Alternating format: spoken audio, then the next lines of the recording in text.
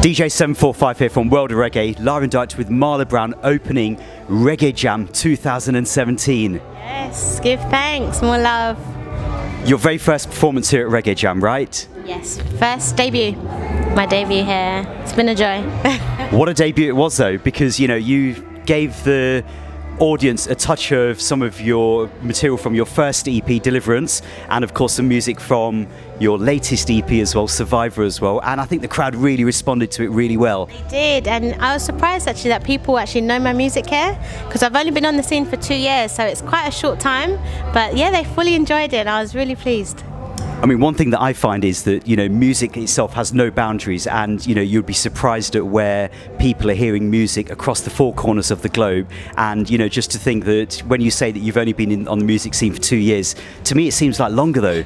No, it's not, because you have so much time creating the music, you don't get to really embrace and connect with anyone. It's literally these festivals where you get to interact with people and do radio and stuff like that. You actually realise how many people actually embrace your music and resonate with the meaning of the messages and stuff like that. So it's a beautiful thing for me right now.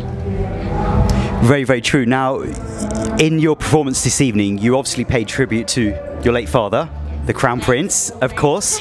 And of course, there's a song on your new EP, Mama Knows Best, as well. Yeah, it was important for me to. I have a big family, and our foundation is love, you know, so it's important for me to acknowledge my mum as well, because everyone knows I'm Dad's child.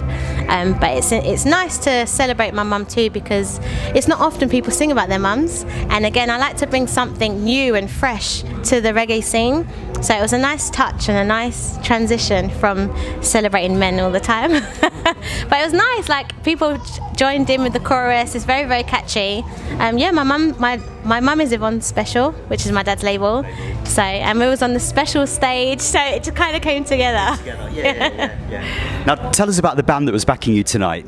Next Generation Family Band, they're my band for my Europe tour. I'm on tour right now for Survivor, so we're literally doing our trot-ins. We've got one more show here in Germany, and Austria and Slovakia, so yeah, they're just an amazing band, and I believe we are the next generation of reggae, so I feel like God aligned us perfectly for this new journey for them and myself, you know, because they're a new band, I'm a new artist, and you know, the combination works really, really well. We gel well together on stage. From your perspective, what gave you that calling, without, you know, thinking of the obvious, that obviously you come from a very rich family background of music? When did you get that calling within yourself to think, I want to do the same thing as what my father has done? Literally, when I moved to Jamaica 2014, I'm a professional dancer first, so I do ballet, street and contemporary dance. And after the World Championships and the London Olympics, I moved to Jamaica for a holiday to have a break. And they had a tribute show for Dad, and they asked me to perform. And I said, sure, but I had already written Here Comes the King, because I write generally anyway, and I write all my material. So I performed Here Comes the King, and literally from the time that song connected with the people, I felt like I had to, this was my calling, this was my purpose, to connect people and just encourage love and faith and unity, because my dance company as well is Unity UK. So I like to promote those messages, because I feel we don't get a calling for that very often. We're so tied up with society and conforming and becoming something that we shouldn't really be, and it's important for us to be ourselves. I feel myself as a vessel, as a reminder to love self, celebrate self, and just be royal in all that you do. But before that, I've always wanted to do a tribute album for Dad, but I never saw myself being on it. I literally wanted to orchestrate it, and then obviously I did it with VP Records, and I did it with Baruka. So everything's just happened so organically. I just felt like, you know, my dad and God just partnered up and said, Marla, your time now.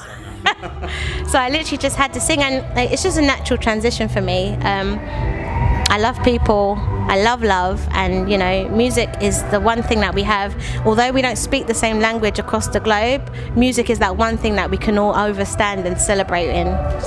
Yeah. I mean, listening to your story about, you know, how you got the calling for music, it sounds really similar to Chris Ellis going to Jamaica after his father passed away as well. And you know, I think it's great that, you know, we're seeing this new generation of people putting reggae music on the map and staying where it is? Because, you know, a lot of people over the years have said that reggae music's getting diluted down, and I disagree with that, but it's just that we've got to like search deeper to find the roots music. And that's the thing, I think we're all acknowledging our roots a lot more, and we want to know our history, and I feel reggae is that, you know, it speaks our existence, it speaks our reality.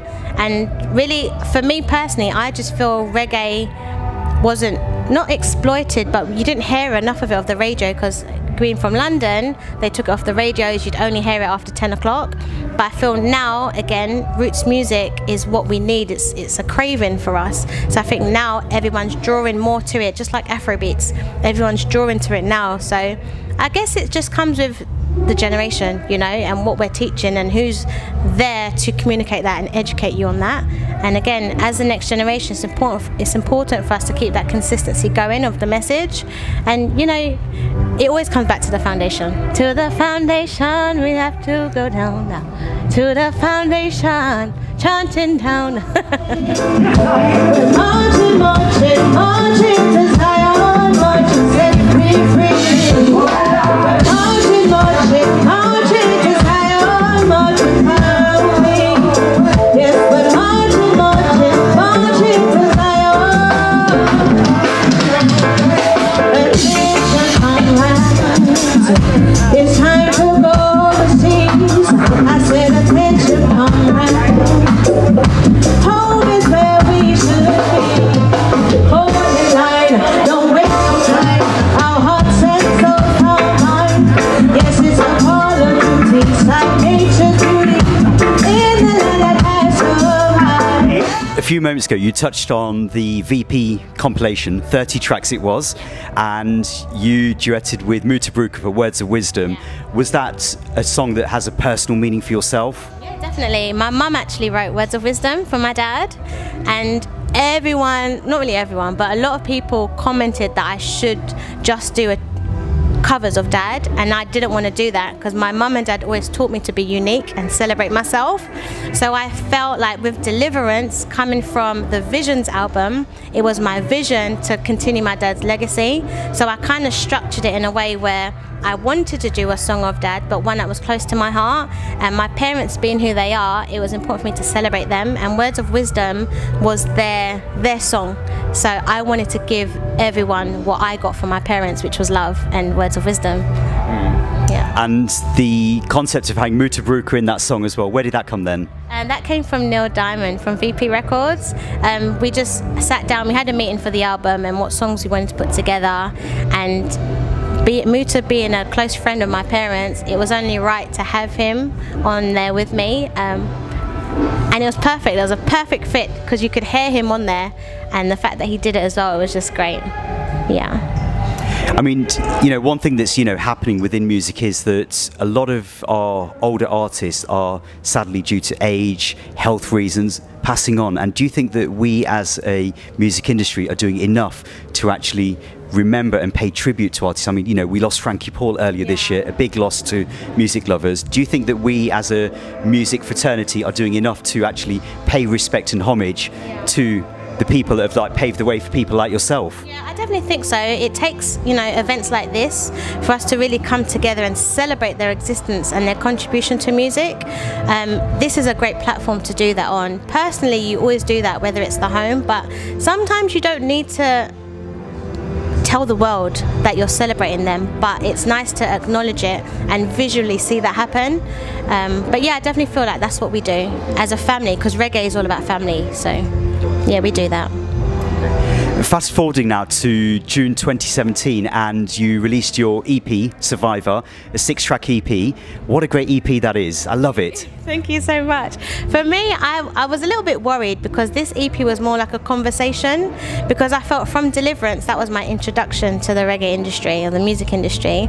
And then Survivor was more of, I'm telling people, love self, don't conform, be who you want to be, because I feel, especially with social media, you see so many things and images of perfection, and we are already imperfect beings, perfect beings, so it's important for us to celebrate that and own it, you know. And once you celebrate self and you know who you are, like Superstar, Survivor was to show that we survive the system, we survive anything that conflicts with self. And again, I don't feel like there's a lot of music out there that educates people, or it kind of like subconsciously tells you to just love self. We don't get that enough. We're always trying to be someone else. So I felt, being in the platform that I have got and being Dad's child, and you know, the embrace of the world that I've had touring etc. over the last 2 years, it was nice to give them a new sound, a new energy, and a different sort of message. Not the like Burn Babylon and unity and one love. You have to come in at a different angle, but still celebrate those things. But again, it starts with self, and once you know self, you can continue on. And I feel like it's a journey for me as well to understand those concepts, and once I've felt those, and I can then deliver them too. I mean, you performed a couple of the other songs from the EP this evening as well. Roots Rocking, the big combination with Empress Sativa, and of course you brought on a very special guest as well. Yes, Ras Mohammed. It's been meaning to happen. We actually recorded that song together in Jamaica, and then we shot the video there also. So this was our debut performance of that song. Okay. So it was so nice, and no one expected it. We gave little teasers on social media, but no one actually expected it. So the energy from the crowd and their shock, it was perfect. I mean, definitely a very big song on rotation. You know, I think that, you know, the combination fits so well together, just like the Empress Sativa combination as well. So yeah, definitely going to do whatever we can to help to keep pushing Marla brand and the Survivor EP across the four corners of the globe. Now, looking to the future, what can we look forward to for the rest of 2017?